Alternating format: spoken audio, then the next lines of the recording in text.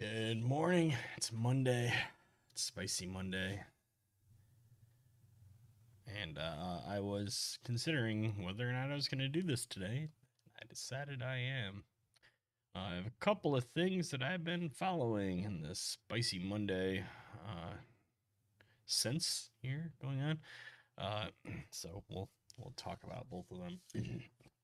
The first one, I've been in possession of an email from supposedly from one of the large vendors in our space, Kaseya, for I don't know 2 months now that I've been sitting on this, and I haven't really maybe a month and a half. It's the end of July that I got my hands on it, and I took a long time to validate that I believed it was actually legitimate, uh, and that it seemed real. I mean, the on the face of it, nothing, and it surprised me, uh, but I wanted to validate without a shadow of a doubt and sent feelers out to a bunch of people and did finally get enough confirmation that uh, it's likely legitimate that I went ahead and decided I was going to talk about it today. I hinted at it on the cyber call today, and I'm just gonna go ahead and do it, and we'll see what kind of blowback I get here. Hopefully, not a ton. So what I'm gonna show here is not the original source. What I have is I have a screenshot of an email with various personal identifying information in it redacted.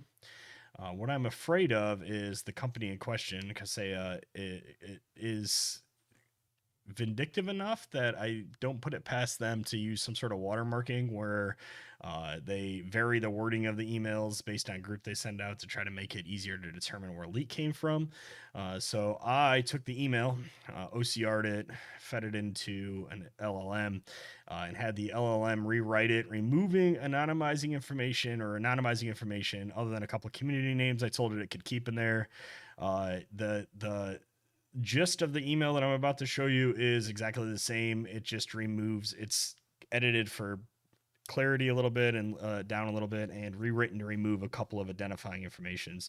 I don't want to specifically name some of the communities, but here it is. So this email was supposedly sent to internal teams at Kaseya in their acquisitions, talking about their marketing, current marketing strategies. They indicate that Kaseya 365 has been a net positive and that they're moving forward. In the original email, they talk about how well it's been received, but then they go on to indicate that their current uh, NPS score is approximately negative 23. And to fix it, they need to cut down on the number of detractors and the negative perception that's in the press. They call out then in the email further that they only engage in Facebook communities where they can moderate discussions. They've partnered with several of the larger Facebook groups to remove any negative posts or competitors being recommended. And they basically ask their employees to report any of them that they find. There is some amount of believability to this to me because I went through some of these groups that were mentioned out here by name, and the number of negative comments about Kaseya in general, they seem to get deleted or they seem to go away. And discussions of their competitors seem to be muted away. So, while I can't generally, the community people that we've asked about this have directly denied it. The behavior seems to be consistent with what I'm seeing in the groups. It could just be that the groups, they positively portray Kaseya or they skew Kaseya heavy. I don't know that that's the case.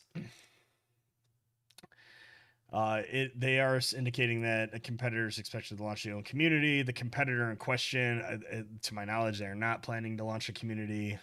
They engage in communities, but they are not going to launch one to the best of my knowledge. On Reddit, they specifically call out that they actually accuse /r/MSP of being owned by ConnectWise. What I can tell you about that is Matt Topper was I think the original creative /r/MSP or one of the very early people there. He is a ConnectWise employee. However, to my knowledge, he does not sway that, and they've not asked him to use that editorial power in any way. Similar to how on MSP Geek, Martin Kiger was the original LabTech Geek guy. He, to my knowledge, ConnectWise, and I have more intimate knowledge here, ConnectWise has never asked them to moderate outside of the channels that are essentially their channels, right? Which are the vendor channels on a couple of the other ones that they control. And that offer is generally open to any of the vendors. The vendors can ask the admins to remove posts in those channels, and we tend to do that when we get those requests because those are their channels. Of note, they seem to be sending people to a couple of other subreddits. Checking into those subreddits, at least one of them appears to be controlled by somebody that has strong ties to Kaseya, based on the research I was able to do using the Reddit tools that are available. They then go on to call out that they're active in various communities. They call out Cyberdrain and MSP Geek, and that they use a tool to monitor. I can say in conversations that we have identified said tool. Various members of various communities that I'm in have identified and removed that tool from those communities, and it was indeed in place. So I can speak firsthand that stuff is happening there.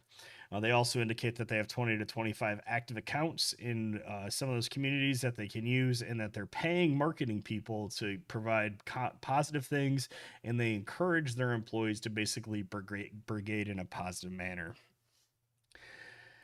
I can speak firsthand to some of these things happening. When I have made posts or comments in /r/MSP, or when I've done something on LinkedIn that has been negative towards Kaseya, in particular the TOTP disclosure stuff.